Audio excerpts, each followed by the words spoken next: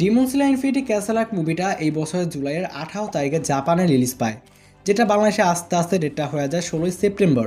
মুভিটা মূলত যা থিয়েটারে গিয়ে দেখছো তারাই আসল মজাটা পাইছো আমি জানি, বাট দুর্ভাগ্যক্রমে অনেক ইচ্ছা থাকা সত্ত্বেও আমি মুভিটা থিয়েটারে গিয়ে দেখতে পারি নাই, বিকজ আমার পকেট আমার সাথে ছিল না। তাই অন্যভাবে যেভাবে হোক মুভিটা আমি দেখি। তো let's talk about the movie demon slayer infinity castle arc.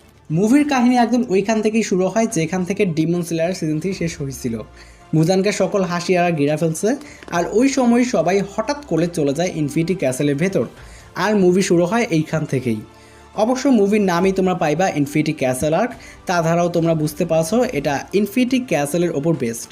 তোমরা তো জানোই ডিমন স্লেয়ারের অ্যানিমেশন একেবারে পিক লেভেলের। সেই নিয়মেই এই মুভির অ্যানিমেশনের পাশাপাশি অ্যাকশন, এন্টারটেইনমেন্ট এবং হাইপ সব একেবারে 10 আউট অফ 10।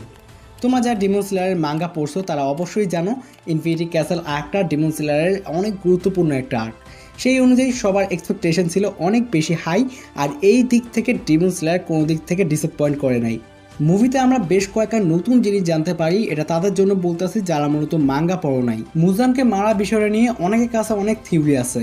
এখন সেই থিওরিগুলোকে পাশ কাটিয়ে আমরা মুভিতে দেখি গিউমি যখন মুজানের মাথা কাইটা ফেলে তখনও মুজান মরে না।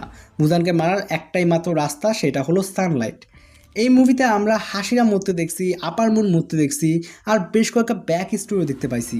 অনেকের কাছে এই মুভির মেইন স্টোরির ফাঁকে ফাঁকে ব্যাক স্টোরি দেওয়ার বিষয়টা অনেক বেশি বিরক্তিকর লাগছে, বাট আমি অনেক বেশি এনজয় করছি, বিশেষ করে আকাজার ব্যাক স্টোরিটা।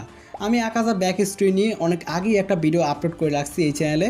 তোমরা যারা আকাজার ব্যাক স্টোরি যাও না তারা এই চ্যানেলে ব্যাক স্টোরি প্লেলিস্ট থেকে আকাজার ভিডিওটা চাইলে দেখতে পারো।